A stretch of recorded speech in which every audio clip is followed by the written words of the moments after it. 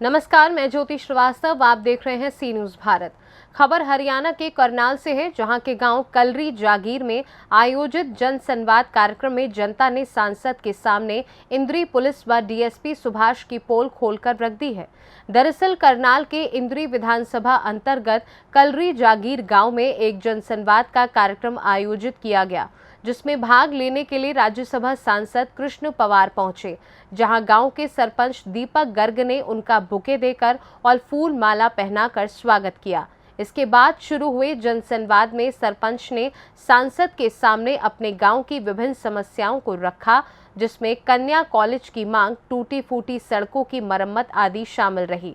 इसके साथ ही इस जन संवाद कार्यक्रम में अलग अलग गांव के लोग भी अपनी समस्याएं लेकर पहुंचे। वहीं दूसरी ओर कई पीड़ित परिवारों ने इंद्री थाने की पुलिस पर कई आरोप लगाते हुए उनकी शिकायत की। ग्रामीणों ने कहा कि जब से डीएसपी सुभाष आए हैं, तब से हमारी किसी भी समस्या का समाधान नहीं हो रहा है। उल्टा पुलिस पीड़ितों को ही डांटने फटकारने का काम करती है। इसके अलावा कुछ लोगों ने सांसद कृष्ण पवार से लाल डोरा मुक्त के तहत अन्य ग्रामीणों को भी सहायता उपलब्ध कराने की बात कही।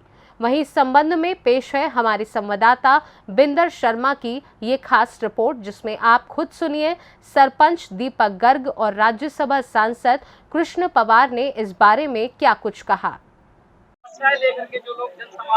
आज माननीय मुख्यमंत्री के दिशा निर्देशानुसार आज नीलोखेड़ी के 2 गांव 3 गांव इंद्री के जन संवाद का हमने कार्यक्रम किया। इसमें सरपंच ने पूरे गांव की, आसपास के सरपंच भी आए। उन्होंने अपने अपने गांव की जो डिमांड है वो रखी और आम व्यक्तियों ने, हमने जन संवाद के माध्यम से सबकी बात सुनी और मौके पर ही अधिकारियों की ड्यूटी लगाई, वे आप इनका समाधान करें। ये निश्चित तौर पर माननीय मुख्यमंत्री जी का ये बहुत अच्छा फैसला है कि पूरे प्रदेश में आम जनमानस तक पहुंचकर लोगों की समस्या सुने और उनका मौके पर समाधान करें। जो फाइनेंशियल लेवल की जो बात है वो हम सारी दरखास्त माननीय मुख्यमंत्री के पास भेजेंगे और निश्चित तौर पर फिजिबिलिटी चेक होने के बाद जो सही काम होंगे उनके करवा दिए जाएंगे। आज मैंने पहला जन संवाद है जिसमें पुलिस की 4-5 शिकायतें आई हैं। पीछे कोई आई होगी, जो पहले फर्स्ट ये ऐसा जन संवाद है जिसमें 4-5 पुलिस की शिकायत आई है। तो सब निश्चित तौर से डीएसपी को कहा कि डायरेक्ट खुद आप देखेंगे। ऐसा व्यक्ति भी था जो ये कह रहा था बार बार कि मैं 3 से 4 बार मिल चुका हूँ डीएसपी से, लेकिन उसके बावजूद भी कोई सुनवाई नहीं। मैंने उनसे कहा है दोबारा से री इंक्वायरी के लिए आप दरखास्त दें और डीएमओ ने पहले सभी जगह अधिकारियों की ड्यूटी लगाई है। जो ड्यूटी जन संवाद के माध्यम से लगी है वो सारी रिपोर्टिंग हमारे एसडीएम साहब को करेंगे और वो रिपोर्टिंग मैं एसडीएम साहब से लेकर के मुख्यमंत्री के पास भेजूंगा। तो इसलिए किसी अधिकारी की हिम्मत नहीं कोई गलत रिपोर्टिंग कर देगा। 3 से 4 महीने क्यों हो जाते हैं, मामले पेंडिंग पड़े रहते हैं, सरकार इस पर ध्यान भी दे रही है। इसके लिए सरकार की तरफ से या पुलिस डिपार्टमेंट से सख्त इंस्ट्रक्शन है कि तुरंत एफआईआर दर्ज करें और इन्वेस्टिगेशन टाइम बाउंड पर करके उनको न्याय मिले। इस प्रकार देरी जो हुई है तो डीएसपी साहब के इसलिए मैंने इंक्वायरी के लिए आदेश दिए। सड़कों की काफी समस्या है सर, सड़कों का मैं कहता हूँ गाँव की सड़क की का मुद्दा भी उठाया। मैं कह सकता हूँ, आप भी खुद भी मानेंगे, पूरे हिंदुस्तान में सबसे ज्यादा नेशनल हाईवे निकाले तो नितिन गडकरी ने, मोदी जी की माननीय मनोहर सरकार निकाले। अब की बार फ्लड की वजह से आपका फ्लड एरिया भी है, इसमें काफी सड़कें डैमेज भी हुई। 25 करोड़ के हमारे विधायक जी ने अपने टेंडर लगवा रखे हैं। बहुत जल्दी उनके टेंडर लगकर इन सड़कों का काम भी अच्छी तरह से हो जाएगा। रोडवेज की बस लग पाएगी गांव कलरी जागीर को, उन बेटियों को मिल पाएगी। मैंने एसडीएम साहब जीएम साहब से खुद, क्योंकि मेरा विभाग भी रहा है, मैं कुलदीप सिंह जांगड़ा अच्छे समझदार जीएम है, उनकी ड्यूटी लगाई है। अब कैसे भी एडजस्ट करके जो स्कूल की बेटियां हैं उनके लिए मैं जब मंत्री था मैंने इस सारे प्रदेश में मुख्यमंत्री के आदेशानुसार कि गांव से कॉलेज तक रास्ते बस लगाई थी, तो निश्चित तौर से इन बेटियों को भी बस का रूट बनाकर ले जाने का काम करें। इस पार्टी के नेता ने सवाल या निशाना साधा है कि बीजेपी जन संवाद नहीं संवाद है। ऐसे है इस प्रकार के नेता जो इस प्रकार के जो आरोप लगाते हैं ये सब निराधार बातें हैं। भारतीय जनता पार्टी के काम धरातल पर नजर आते हैं। क्या मोदी ने, मुख्यमंत्री ने प्रदेश में ईमानदारी से काम नहीं किया? तो ये जो 10-10 साल तक पहले देश आजाद होने के बाद से केंद्र में, प्रदेश में विशेष तौर से कांग्रेस पार्टी का राज रहा है। उन्होंने अपने कार्यकाल में क्या काम किया और हम घंटों भर तक हम आपके सामने खड़े होकर के केंद्र की, प्रदेश की जो अचीवमेंट है हम बता सकते हैं। कोई उसको ये साबित नहीं कर सकता है झूठी बात में बोल रहा हूँ। इंडिया पार्टी भी तैयार की गई है, 2024 भी नजदीक आ रहा है, किस प्रकार से तैयारियां आप? इंडिया पार्टी जो उन्होंने बनाई है, ये इंडिया पार्टी पहले से ही, इस प्रकार से आप हरियाणा की बात ले लें, क्या हरियाणा प्रदेश में कांग्रेस पार्टी क्या आपस में मिलकर काम कर सकती है? जिस प्रकार से 4 दिशाएं होती है, पूर्व, पश्चिम, उत्तर, दक्षिण, कहीं पर भूपेंद्र सिंह हुड्डा मुख्यमंत्री, कहीं पर कुमारी शैलजा मुख्यमंत्री, किसी दिशा में रणदीप सुरजेवाला मुख्यमंत्री, कहीं पर किरण चौधरी मुख्यमंत्री। तो इस प्रकार की आपस की लड़ाई है, तो कैसे चुनाव लड़ सकते हैं? और भारतीय जनता पार्टी जिसके 18 करोड़ कार्यकर्ता पूरे देश में है और हमारे पन्ना प्रमुख तक हमारी पार्टी के पास है, तो हमारा संगठन मजबूत है। और जो भारतीय जनता पार्टी एक बार संगठन निर्णय ले लेता है तो बड़े से बड़े नेता किसी की हिम्मत नहीं, कोई वो सांस भी पाट जाए, संगठन का जो फैसला है वो सर्वोपरि है। आवश्यकता की आवश्यकता राहुल गांधी जी हर रोज नई नई एक्टिविटी करते हुए नजर आते हैं, कभी बाइकर बनते हैं, कभी ट्रक में बैठते हैं, क्या कुछ कहना चाहोगे? राहुल गांधी इस प्रकार की एक्टिविटी करते हैं तो लोग अच्छी प्रकार से समझते हैं कि देश को कोई आगे बढ़ा सकता है तो केवल केवल देश का प्रधानमंत्री नरेंद्र बढ़ा सकता है, नरेंद्र मोदी जी बढ़ा सकते हैं। और उन्होंने, चाहे वे हमारे विकास की दृष्टि से देश को 15वें स्थान से 5वें स्थान पर लेकर आए हैं। G20 करके साबित कर दिया कि हिंदुस्तान मजबूत देश है, कि 20 देशों ने ये तय किया जिसकी अध्यक्षता नरेंद्र मोदी जी करेंगे। तो आर्थिक दृष्टि से और हर तरीके से देश की पहचान नरेंद्र मोदी ने की। लोगों ने एक मुद्दा उठाया हुआ है, लोगों ने एक मुद्दा उठाया है कि अपनी चौधर अपना हलका के नाम से कि बाहरी विधायक को हम बर्दाश्त नहीं करेंगे, अपने ही हलके के विधायक को चुनेंगे, जो हम क्या कुछ कहो? इसके लिए जनता मत का अधिकार करती है, कौन बाहर से कौन अंदर से, ये चुनाव में संगठन तय करता है और जनता मतदान करती है। मतदान से ही जनप्रतिनिधि बनता है। तो इसलिए ये सब संगठन के अधिकार की बात है, ना राम कुमार कश्यप के अधिकार की बात है, ना कृष्णलाल कुमार के अधिकार की बात है। ये संगठन के अधिकार की बात है, जो संगठन चाहेगा वो होगा। सर, एक अंतिम सवाल है कि इस प्रकार के जो जनसंवाद है, काफी लोग खुश नजर आ रहे हैं, काफी सारी समस्याएं मौके पर हल हो जाती है, तो आगे की ये प्रक्रिया जारी रहेगी? ये जारी रहेगा। इसमें हम 14 मेंबर पार्लियामेंट, फर्स्ट राउंड में हमने 5-5 विधानसभा लिए हैं। मेरा आज ये तीसरा विधानसभा था, चौथा विधानसभा, जबकि 2 गांव नेलोखेड़ी के थे, 3 इसके थे। सेकेंड राउंड मेरा 6 तारीख को था, लेकिन 9 तारीख को होगा। इस प्रकार से सभी एमपी लग रहे हैं, मिनिस्टर लग रहे हैं, मुख्यमंत्री लग रहे हैं।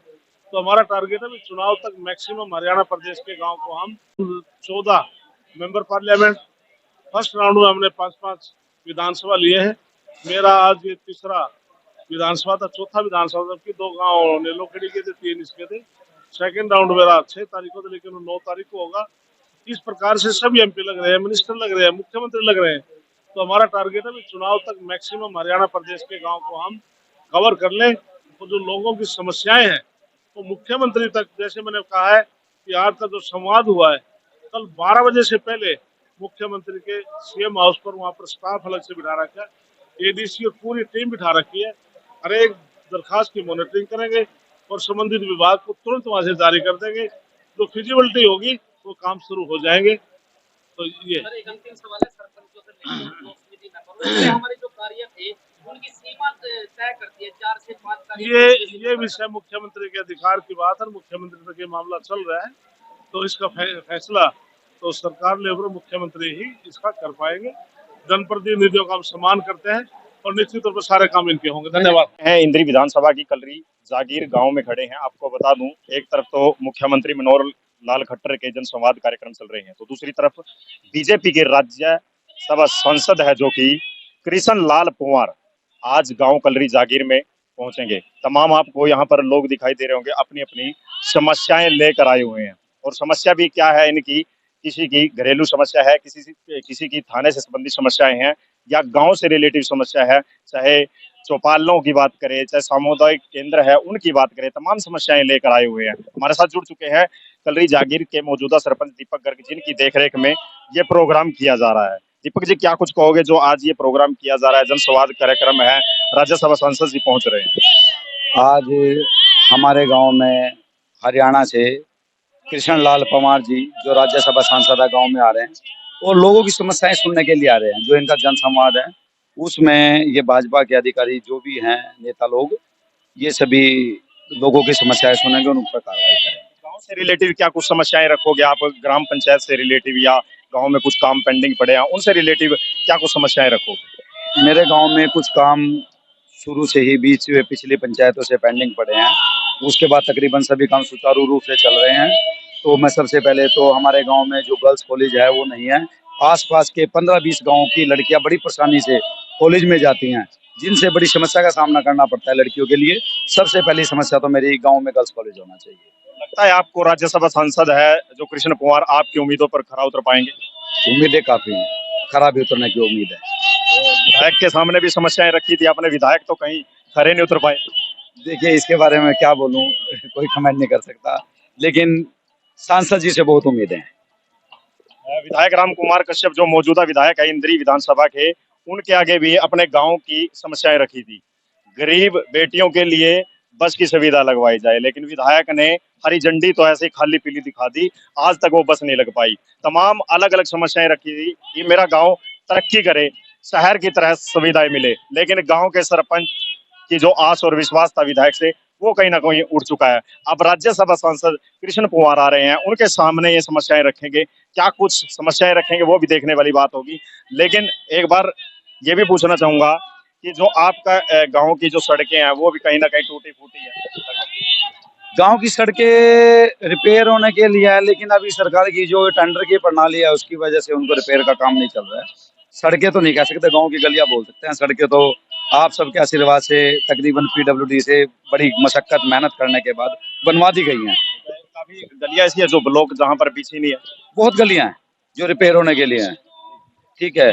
और सड़कें मेरे गांव की एंट्री बढ़िया है, लेकिन जैसे हम शेरगढ़ के लिए निकलते हैं, मकाला के लाडवा के लिए निकलते हैं, उसमें तो इतने खड्डे हैं, मतलब चाहे गाड़ी पलट लो इतने खड्डे हैं। उनके तो आज तक ध्यान नहीं दिया है, पिछले 5-7 सालों के अंदर कोई ध्यान नहीं दिया है। रखी थी ये बात विधायक के पास? हर गांव रखता है, आज भी रखेंगे, जितने भी आसपास के गांव हैं हर बार रखते हैं, लेकिन रखने के बाद ले ली जाती हैं, दरखास्तें ले ली जाती हैं, उसके बाद कोई भी कार्रवाई नहीं होती। अब इलेक्शन का टाइम है, देखो क्या करते हैं। चुनाव का टाइम है, चुनाव की सरगर्मियां है जो वो शुरू हो चुकी हैं, गांव के लोग भी खड़े हैं। कौन सी सड़क पेंडिंग पड़ी है?